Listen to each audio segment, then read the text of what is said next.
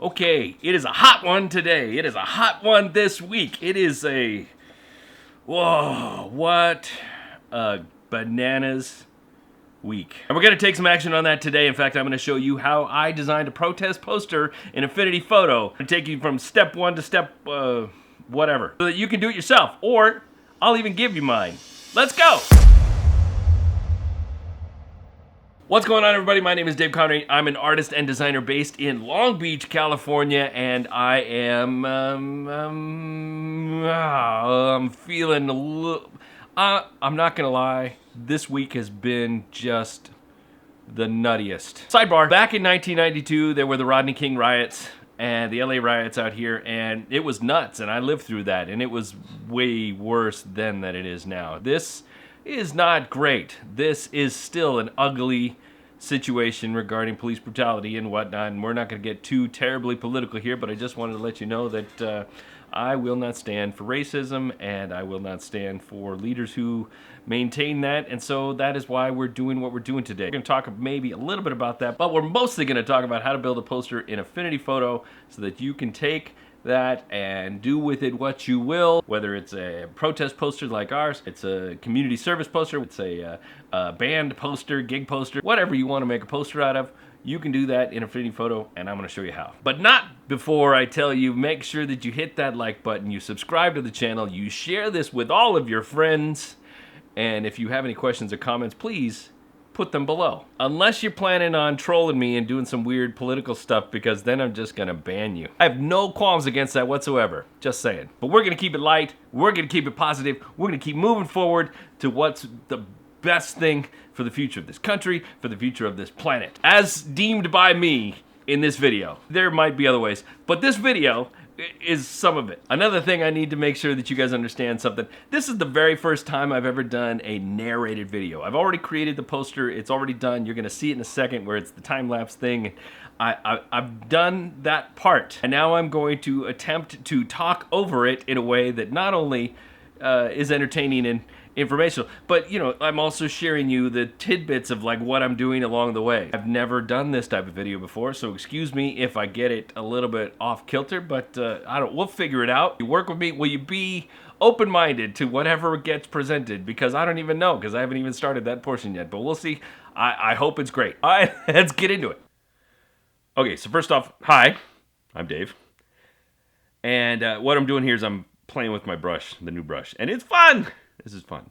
But I'm just doing that because I'm going to be using a little bit of brush work here later on. Now, I brought in a couple of pictures here that I picked up from Unsplash, and I apologize if these are moving a little bit quicker than normal. But I brought in these few images that I pulled in from Unsplash, stuff that is obviously charged based upon some of the stuff that we're seeing lately in the news. And I picked a few different ones, and I was eliminating the one. There was a picture there of a black man holding his arm up, but the way the elements were just didn't work out for me. So then I was debating between the black one, the black background, and the white background, and I thought, for the sake of the poster, I thought it would be more punch, for no pun intended with a big fist in the air, it would be more punch with a white background and the titling and whatnot that I'm going to put on here. So here I am struggling to create a marquee around this hand, and I'm trying to bring this forward just to, you know, showcase it more, to give it more dimension. Now, I did have a little bit of a concern when I was doing this, is that this wasn't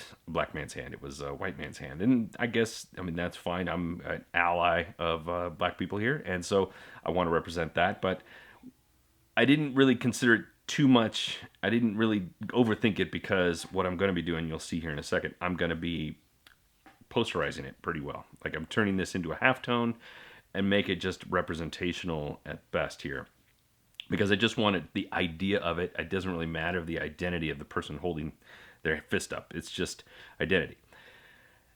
And now I was thinking for a long time that I would make a poster about Black Lives Matter or something that was more direct. And I wasn't 100% comfortable with that. I wasn't 100% comfortable with that because, number one, I didn't want to be pandering in this time. I wanted to be, like I said, I want to be an ally. I want to do something. I want to do something right for people. Plus, I also want to lift people up. I don't want to be thinking of just the negative events. I want to be thinking of the future. I want to be thinking of what can I do to provide an opportunity for people to think about this more later. And so I thought, let's do a poster to encourage people to vote, because I think that's important, right? So here I am with the brush marks coming in and just experimenting, just kind of playing on the idea of flags and the colors of the red, white, and blue of our flag here in America. I mean, there's obviously a lot of different flags that are red, white, and blue, but you know how it goes.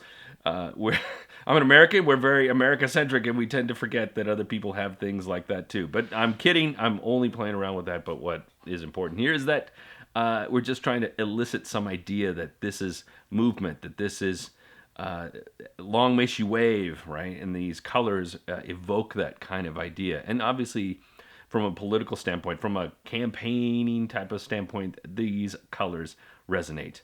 These colors stand tall, and everybody kind of feels more patriotic when they see them. And you notice there, I did some movement here, and you can see up around the top of the fist that the halftone got a little bit off kilter there because I messed around with it, but the masks got jacked up, so I'll have to fix that later. As you can see, I'm trying to do right here. Got the masks all out of whack. Happens sometimes. Sometimes you move stuff around, especially when I'm working in Affinity, because the way the layers work, as opposed to adding a mask that in Photoshop where it becomes kind of like a thing on the side of a particular layer, any kind of mask or whatnot becomes a separate layer unto itself. Any kind of levels becomes a layer unto itself. So still working around that, just trying to, like, little things I'm learning about Affinity Photo that, I'm getting with the program. You'll see it a couple times in this video that I find myself like, what am I doing? Like, what did I do wrong? And it's usually because I'm on the wrong layer. So here we are messing with the type, and I was working with this, trying to figure out how do I want to position this so it's something profound. And I was putting it in the boxes. I thought, okay, I want this to kind of stand out as like these stripes, like maybe like it's some sort of like maybe lettering on type, but it just wasn't working for me. And so I decided to change it up a little bit. So I'm cutting and pasting it apart, and then I'm making it a little bit more dynamic here because I think that we need to accentuate some of the other aspects just to kind of put an exclamation point on some of this. And so I don't want to take away from the main idea, which is vote, but I do want to add kind of like a little bit of a sting to the idea of life, and that's why I made that a little bit bigger. So I'm massaging this around a little bit, just trying to get the right placement for things, and it's going pretty well. I think that looking back on this, I think that if I wanted to, I could make it a little bit more radical. I could make it a little bit more edgy. It encompasses a little bit of my style, but I mean, well, it does encompass my style, but it's not quite as edgy as some of the stuff that I've done lately. And to a certain degree, I wish it did have a little bit more edginess, but I also want to make sure that when people see this, it doesn't put them off because it's so radical, right? It's so out there. It's too difficult to read. I want it to still be identifiable. I want people to kind of resonate with it immediately. And so, I could go really crazy with the typography, and I could do some more grungy aspects to it, but I thought, this is far enough. This is about as far as I want to go. If I want to do another one that's a little bit more intense later, I can. Now, I decided that upper part wasn't quite full enough, so I decided to add a little bit more stripe up there, and then this is where I was struggling to figure out, like, what am I doing?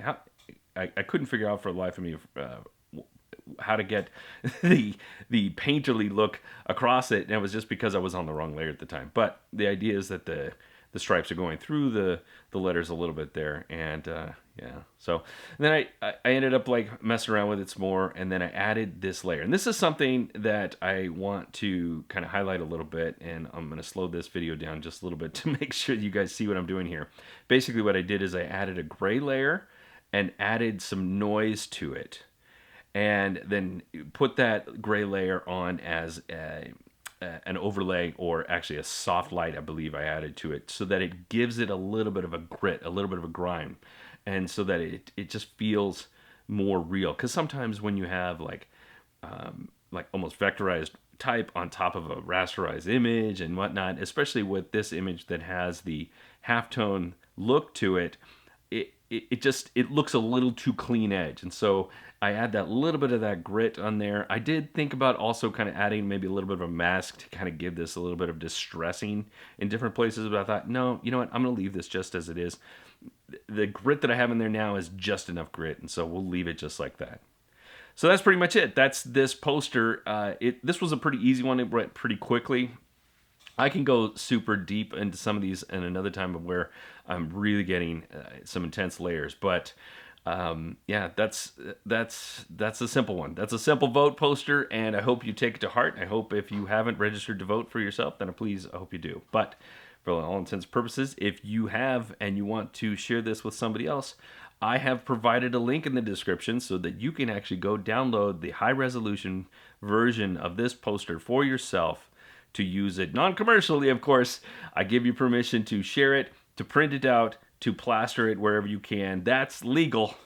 Give it to your friends, give it to your family, and encourage them to do the right thing come November. Now, those dings in the background mean I probably need to go do something else. So I will leave you with that. Thank you very much. Okay, so there you go. That is the poster. I hope that it inspires you to go do things. I hope it inspires you to register to vote if you haven't registered to vote. I hope it inspires you to get active in your community. I hope it inspires you to do things that maybe you were intimidated to do before. I hope it inspires you to speak your voice when before you might have maybe held yourself back a little bit because you were worried about what your friends might think. I understand that. I get it. I've felt that myself, but I think now is the time for us to not do that so much. Now is the time for us to stand up.